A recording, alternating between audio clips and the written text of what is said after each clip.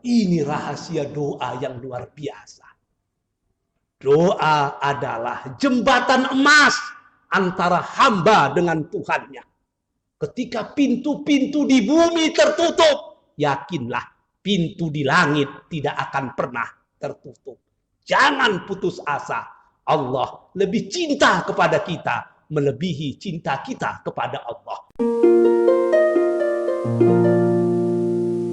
Alhamdulillahi Rabbil Alamin. Wabihi nasta'in ala umurid dunya waddin. Ashhadu an la ilaha illallah wa ashhadu anna Muhammadan abduhu wa rasuluh la nabiyya ba'da. Allahumma salli ala Muhammad wa ala ali Muhammad.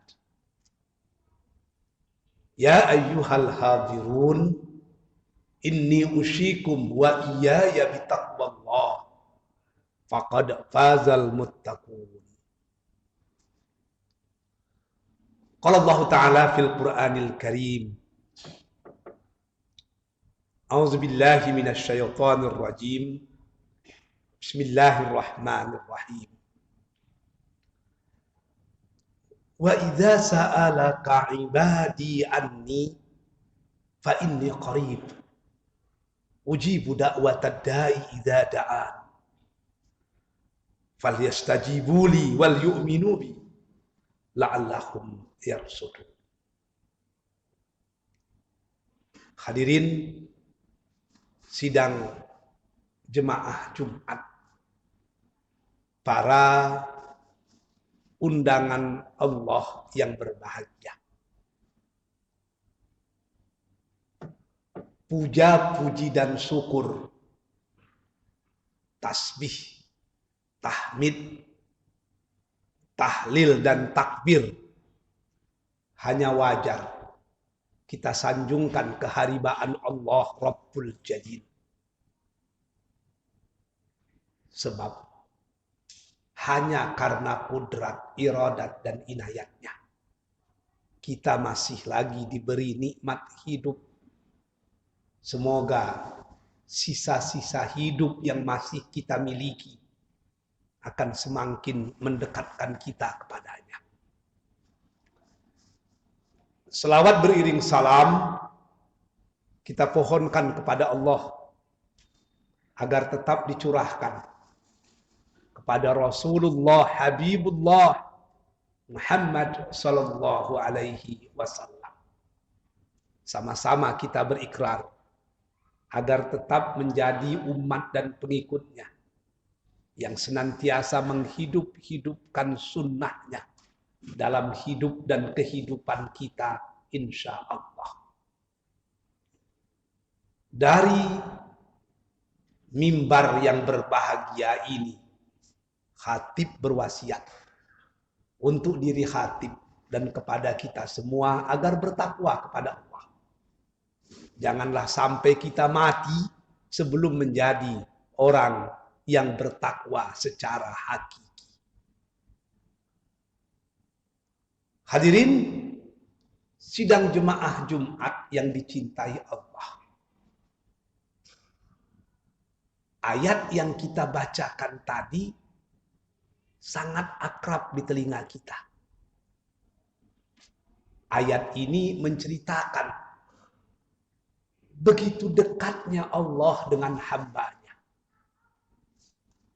Menurut ulama-ulama tafsir, ada dua asbabun nuzul dari ayat tersebut. Yang pertama, Rasul Shallallahu Alaihi Wasallam mendengar orang berdoa dengan suara yang sangat keras, sehingga Rasul agak marah dan berkata, apakah dikiranya dia berbicara dengan zat yang tidak mendengar? Artinya bermohon kepada Allah itu jangan memeki-meki. Allah itu mendengar. Jangankan yang kamu ucapkan, yang ada di ceruk-ceruk sanubari yang paling dalam jiwamu. Allah tahu. Asbabun nuzul yang kedua. Ada orang bertanya kepada Rasulullah, "Ya Rasulullah, Tuhan itu dekat atau jauh? Kalau dia dekat, biar kami berbisik bermohon kepadanya. Kalau dia jauh, kami bisa berteriak memanggilnya." Rasul diam. Maka turun ayat ini. Wa idza sa'alaka ibadi anni fa inni qarib.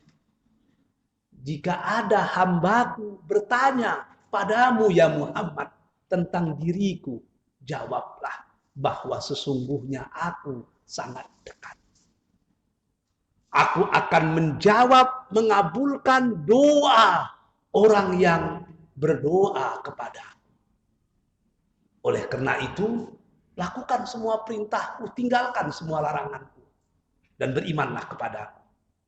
Dengan cara seperti itu, kamu akan mendapat petunjuk. Hadirin sidang jemaah Jumat yang dicintai Allah.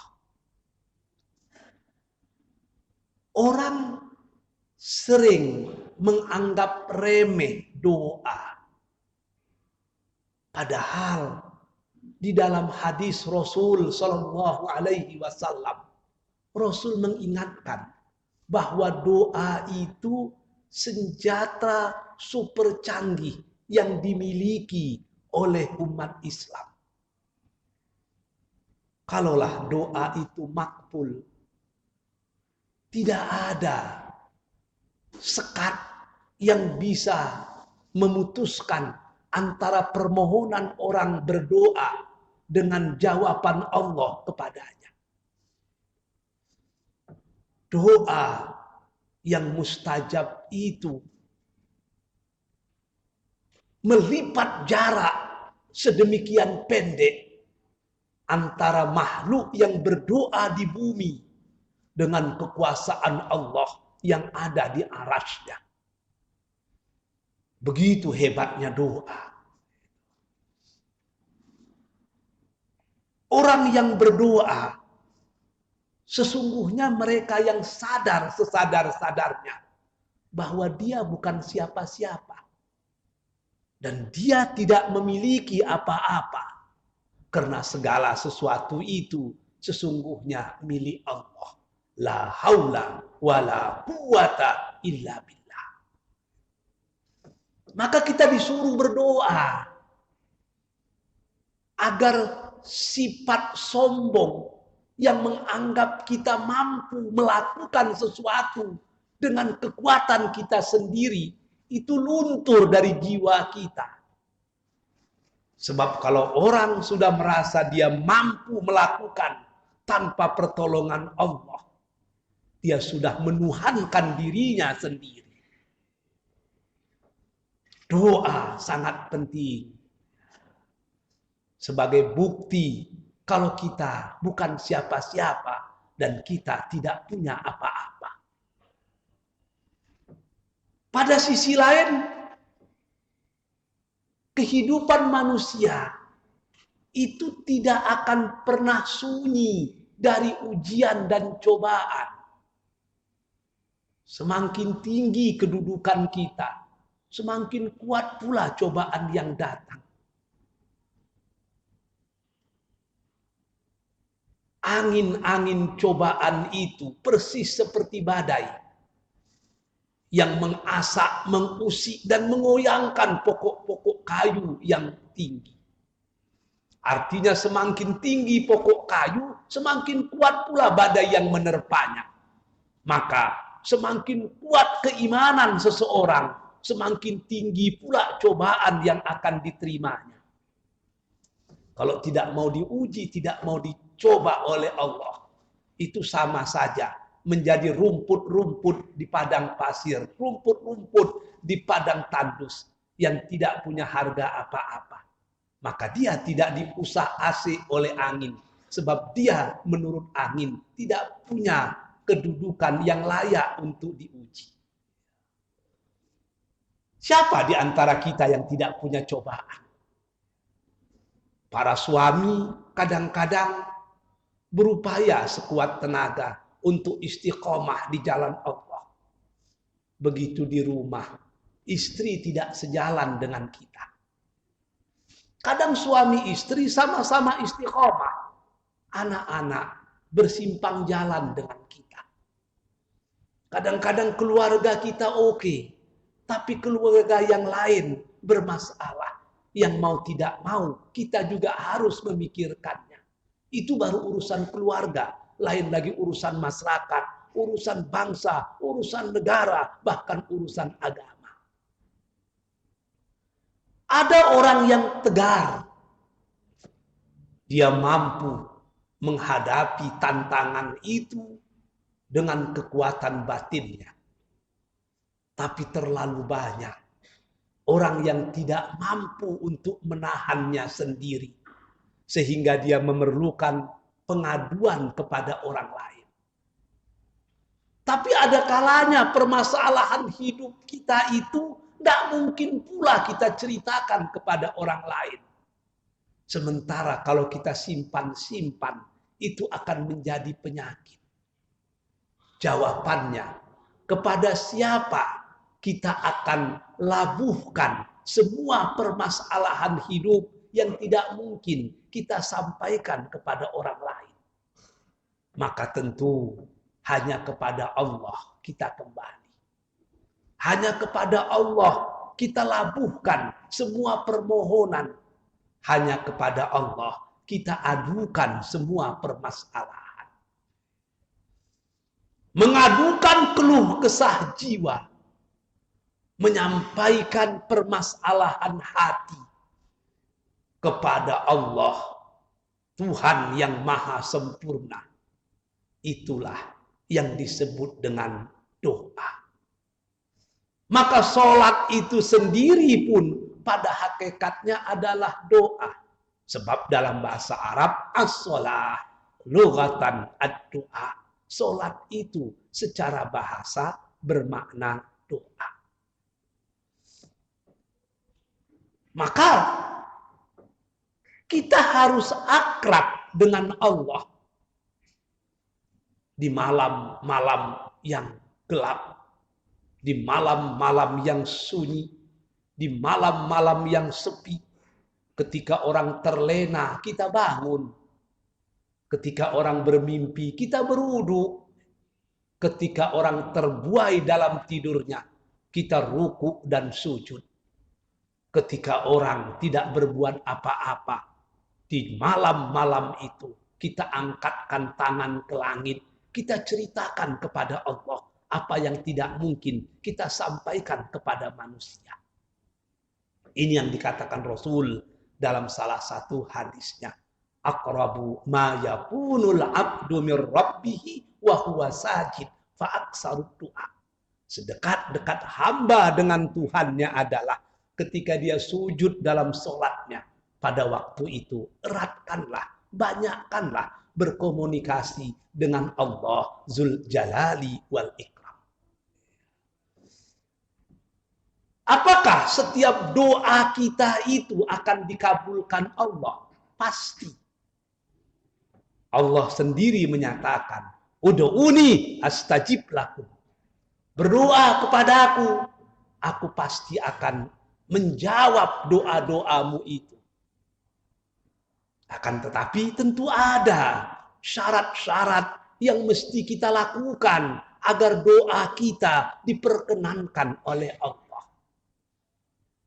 Bagaimana mungkin Allah yang maha suci akan mengabulkan doa kita, sementara ketika kita berdoa kita masih bergelimang dengan dosa-dosa? Bagaimana mungkin Allah yang menjadi tautan hati kita akan mengabulkan doa hambanya, sementara kita ketika berdoa sedang memutuskan hubungan silaturahim kepada hamba-hamba Tuhan yang lain? Ada syarat-syarat di mana doa itu dikabulkan oleh Allah.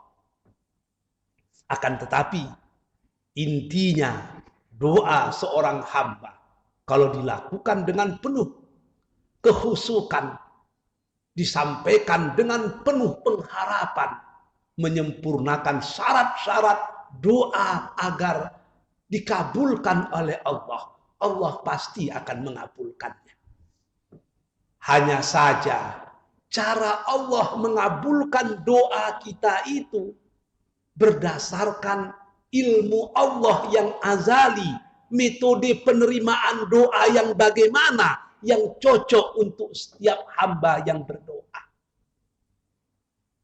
Ada kalanya doa itu directly approved, langsung dikabulkan Allah.